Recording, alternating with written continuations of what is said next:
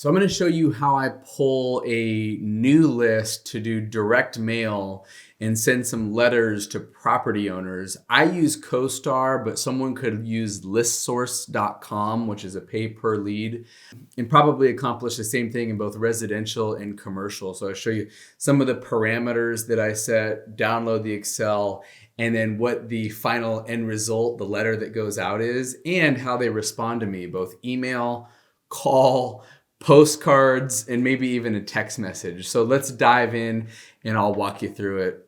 So in CoStar, what I'm gonna do, and I pay just for the Phoenix market in this case, I'm gonna be looking for shopping centers.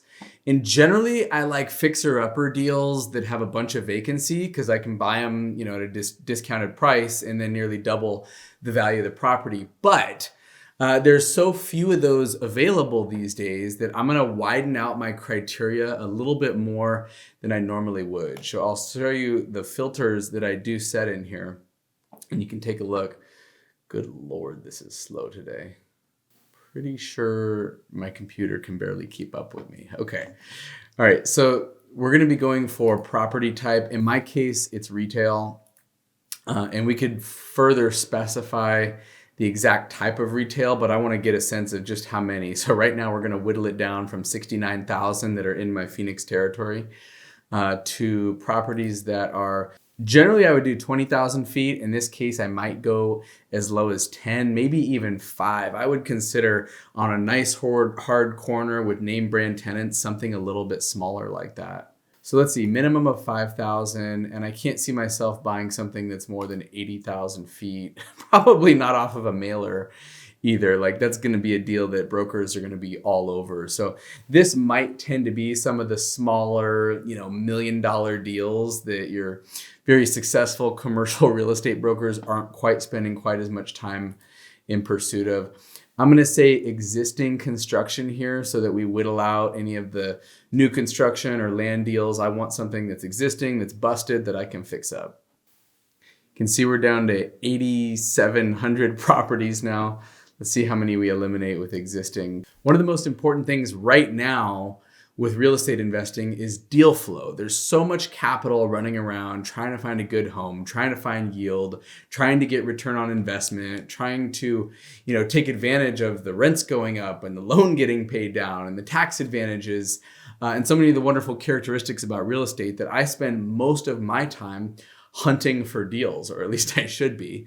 So doing things like direct mail and forging, deeper, stronger broker relationships that can get us in front of those unicorn deals that pop up once a year or a couple times a year, hopefully, is a great use of our time. So here we're going to go through that direct mail in a little bit more detail. All right, we've whittled it down to about 8,000 properties. So let's keep going here. I want to say that we've got our size, 5 to 7,500. Let's go year built. I like to have stuff with a little bit newer bones. So if we go down to 1990 and I say multiple tenants, because I tend to have more success there buying those at a discount. If something's a single tenant building, it's either fully occupied and it's 100% or it's 100% vacant. And I don't seem to get a huge discount, even if it's a 100% vacant building, because someone knows, hey, you sign one lease, it goes way up in value. And so you'll get a little bit of a discount for a vacant building. All right, so now that we've got multiple selected in 1990, this number is going to update. We're down to 2,200 properties. So we're getting a little bit tighter here. Typically, I would look at percent leased, but I don't trust that data so well in CoStar because sometimes the owners or the brokers don't always report that. So I would cast a very wide net. So, I'd usually look for something that's about half vacant. Here I might say 25% vacant to 75 vacant. And sometimes those numbers are still wrong. I've looked at buildings that are 100% vacant that say 100% leased. So it's just, that filter is only as good as the data that's been inputted. And sometimes people are, kind of covert with that in a lot of cases, and landlords don't really want to report what they have going on. All right, so space available, days on market, not terribly interesting. I think what is interesting isn't so much the sale, but when the deal last traded. So I'm coming all the way down here, and this is something you could sort on list source too. I would say last sale date. no later or no sooner than 1/1/2008. And let's see what that does to our numbers here. We're at 2,272. That probably will eliminate a ton of these buildings. And my thought process on this is like someone who just bought a building in 2019 probably is less likely to sell their property, or if they just completed a refinance in that time period. So I'm not saying it's impossible to get one of those deals. I just think it's a lot lower likelihood. In fact, if I didn't care about the $500 or whatever we're going to spend here on this direct marketing campaign, maybe we just hit them all. In fact, okay, here it comes back. 267 properties that have sold since 2008. So that's actually too small of a list for me to even mail to. It's a good list, but it's a little bit too small. So maybe I'm going to widen this out a little bit and take it out to 2012. That hasn't sold since 2012. So that should give us 4 more years of deals. Let's see what happens from 267 up to, drum roll. Thank goodness for editing and time lapsing. 401. Okay, that's getting to be a more interesting number. You would think that someone who's had a property for almost a decade has either paid down the loan balance quite a bit, or the property has appreciated in value, or if they bought it at the peak, maybe it's diminished. There's just some things that happen over time where they go, hey, I've held on to this for a decade. I've got my depreciation used up. I've been cash flowing for 10 years. My husband passed away and he was the guy who liked to manage the portfolio. And so now, grandma's dealing with it, or the grandkids don't want to deal with it, or whoever it is who's working with the property now, sometimes they're a little bit more burned out.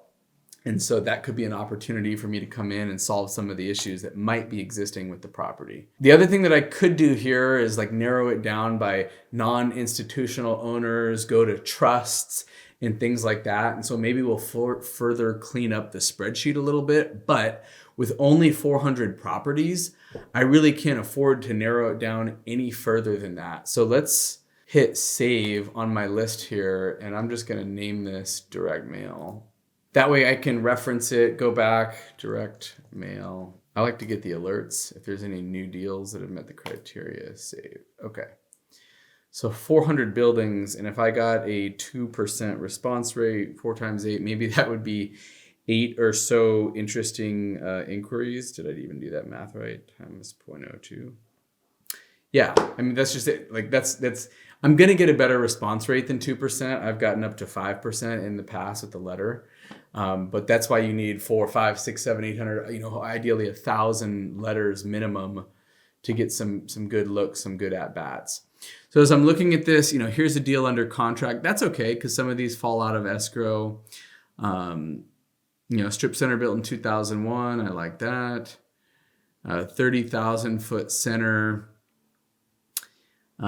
with only 1,600 feet available. So I'd like to have more vacancy than that, but maybe that data is not exactly accurate.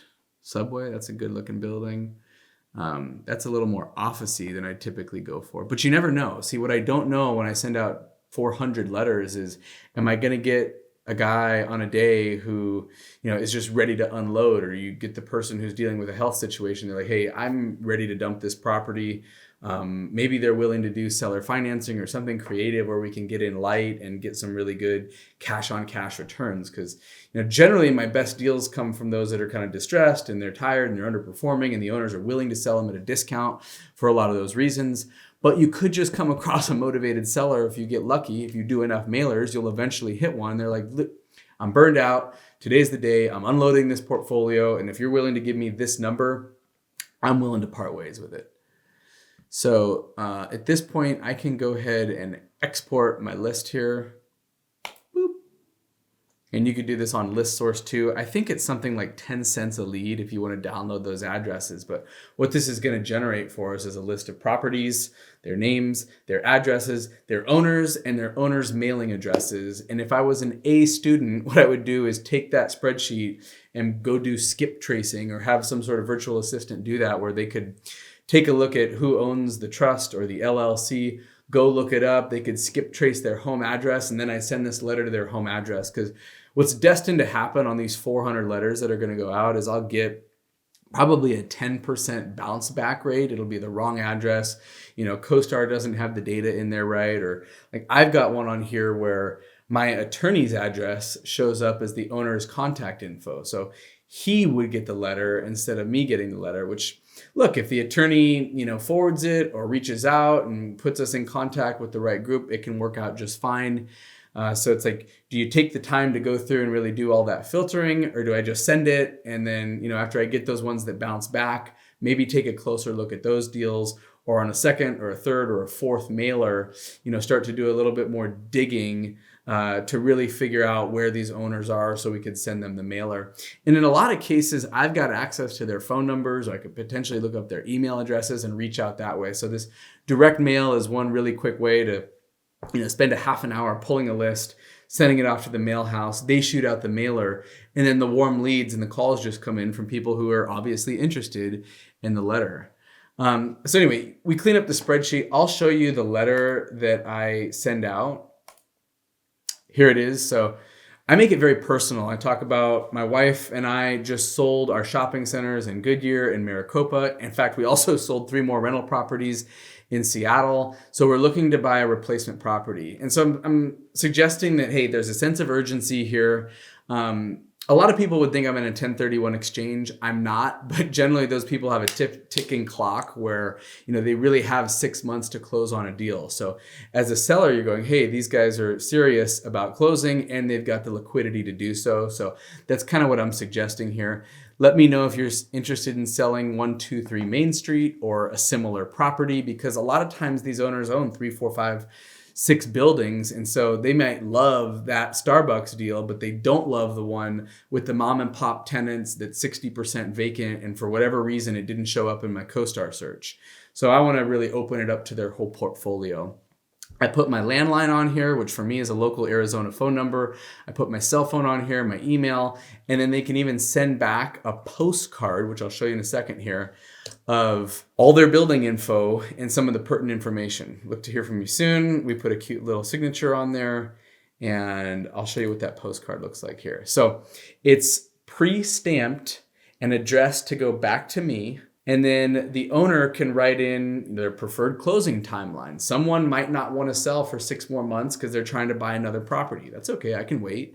I want them to acknowledge if there's any vacancy. If you tell me a building's half vacant, terrific. I'm a lot more interested than one that's 100% occupied. Get their callback number, their email, and then they oftentimes leave me some interesting comments.